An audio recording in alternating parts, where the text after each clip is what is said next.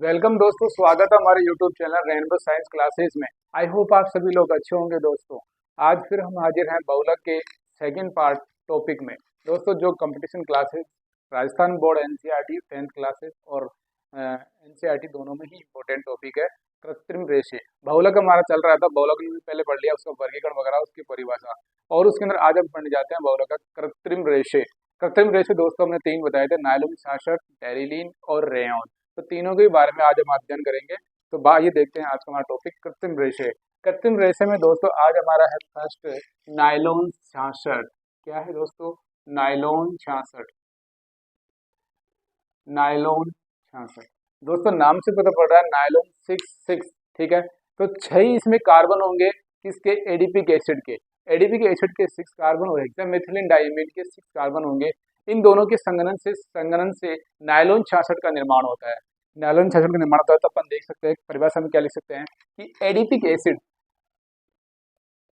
Adipic अम्ल, ठीक है, एडीपिक अम्ल प्लस हेक्सामेथिलीन डाइमीन क्या हो जाएगा? Hexamethylene, hexamethylene diamine, hexamethylene diamine. इन दोनों के संगनन से क्या? संगनन से,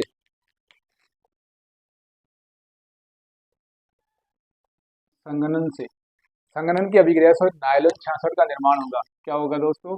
नायलॉन, नायलॉन 66 यानी नायलॉन 66 का निर्माण होता है।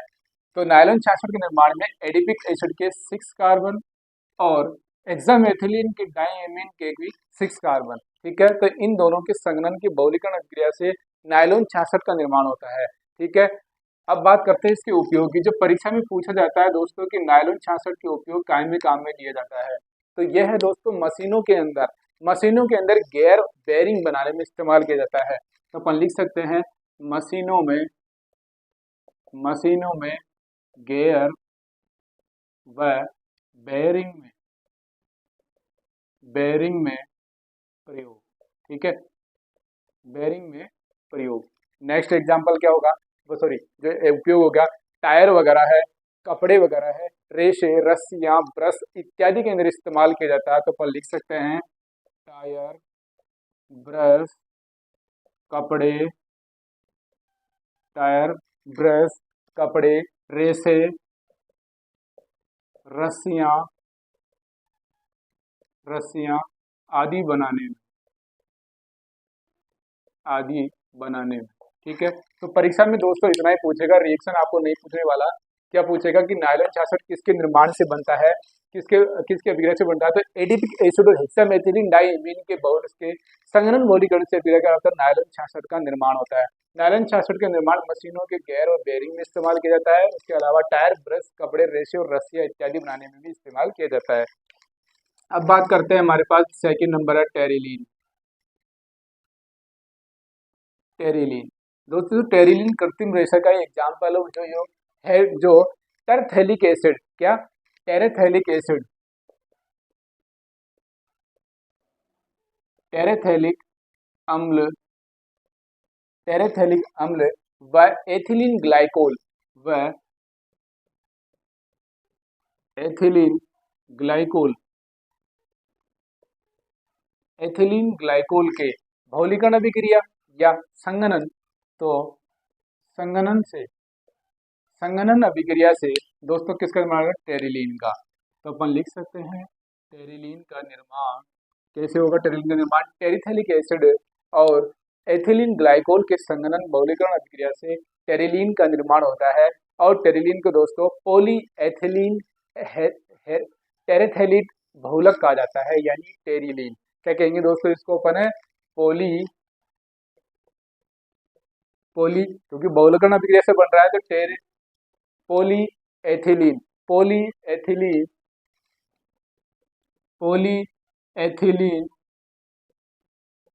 एथिलीन टरथेलेट, टरथेलेट इसका ले लिया, तो पोली एथिलीन टरथेलेट बहुलक, पोली टेरिलीन एथिलेट बहुलक का निर्माण होगा किससे? टेरिथेलिक एसिड और ग्लाइकोल एथिलीन ग्लाइकोल के संघनन अभिक्रिया से। ठीक है, उपयोग की बात करते हैं दोस्तों, इनके टेरिलीन के उपयोग की बात करें तो टेरिलीन के उपयोग में कपड़े और कपड़े में नावों की पाल बनाने में इस्तेमाल किया जाता है, नावों की पाल बनाने में। ठीक है, नावों की पाल, बेल्ट हो गया दोस्तों, नावों की पाल हो गया, बेल्ट हो गया, चुंबकीय टेप हो गई, चुंबकीय टेप, फिल्म इत्यादि। ठीक है ये था दोस्तों टेरिलीन। अब नेक्स्ट हमारा तीसरा एग्जाम्पल है जिसकी बात करते हैं रेयन।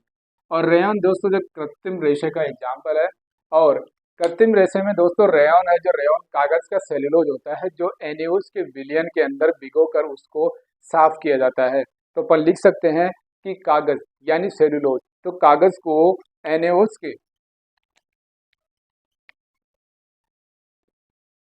कागज को एनियोज के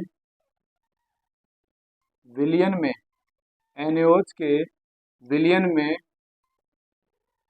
भिगोकर, एनियोज के विलयन में क्या करते हैं दोस्तों, भिगोकर साफ किया जाता है, भिगोकर साफ किया जाता है।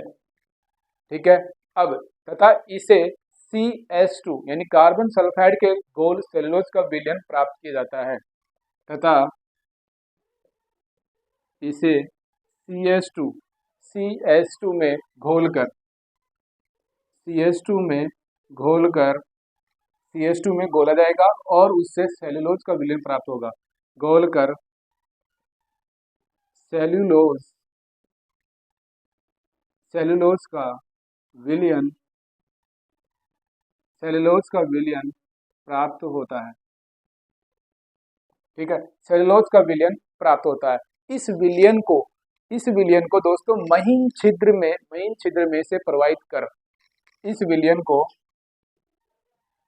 इस विलयन को महीन छिद्र में, महीन छिद्र से, ठीक है, महीन छिद्र में से प्रवाहित करेंगे, महीन छिद्र में से प्रवाहित, महीन छिद्र में से प्रवाहित कर तनु सल्फ्यूरिक अम्ल, तनु सल्फ्यूरिक अम्ल, तनु सल्फ्यूरिक अम्ल में छोड़ा जाता है। ठीक है, तनु सल्फ्यूरिक अम्ल में क्या होता है दोस्तों, इसको छोड़ा जाता है जिससे रेयन के महीन चमकदार रेशे बन जाते हैं, जिससे रेयन के, रेयन के चमकदार, चमकदार रेशे प्राप्त होते हैं। ठीक है, चमकदार रेशे प्राप्त होते हैं। उपयोग की बात करते हैं दोस्तों, ठीक है, उपयोग की बात करते हैं तो वस्त्र निर्माण में, कागज और रस्सियां बनाने में, कागज, कागज हो गया, रस्सियां हो गई, कागज, रस्सियां, वस्त्र निर्माण, वस्त्र में। ठीक है, ये थे दोस्तों आज कृत्रिम रेशे के तीनों एग्जाम्पल। जो नायलॉन 66 है, एडीपिक एसिड और हेक्सामेथिलीन डाइमीन के संघनन से एक नायलॉन 66 का निर्माण होता है। नायलॉन 66 के निर्माण में कार्बन के 6 एडीपी के अम्ल और 6 ही किसके, हेक्सामेथिलीन डाइमीन के कार्बन के यौगिक होते हैं। उपयोग की बात करते हैं, मशीनों में गियर और बेरिंग का इस्तेमाल किया जाता है, टायर, ब्रश, कपड़े, रेशे और रस्सियां आदि बनाने में इस्तेमाल किया जाता है नायलॉन 66 का। टेरिलीन की बात करें तो टेरिथेलिक एसिड होता है और एथिलीन ग्लाइकोल के संघनन बहुलीकरण प्रक्रिया से पॉली एथिलीन टेरिथेलेट बहुलक यानी टेरिलीन का निर्माण होता है। कपड़े, नावों की पाल, बेल्ट और चुंबकीय टेप और फिल्म इत्यादि बनाने में इसका इस्तेमाल किया जाता है। रेयन की बात करें, रेयन दोस्तों कागज, कागज लिया, कागज यानी दोस्तों क्या है, सेलुलोज है, हमारे पास क्या है दोस्तों, सेलुलोज, और सेलुलोज को एनियोज के विलयन में भिगोकर साफ किया जाता है। इससे इसे CH2 में के घोल, CH2 में घोलकर सेलुलोज का विलयन प्राप्त किया जाता है और इस विलयन को फिर महीन छिद्र में से प्रवाहित किया जाता है।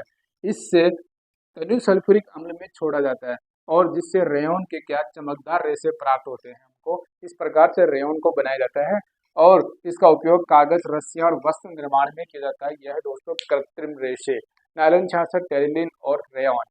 आई होप आपको वीडियो अच्छा लगा होगा दोस्तों। हमारे चैनल को सब्सक्राइब कीजिए, लाइक और शेयर कीजिए। थैंक यू, नमस्कार, जय हिंद।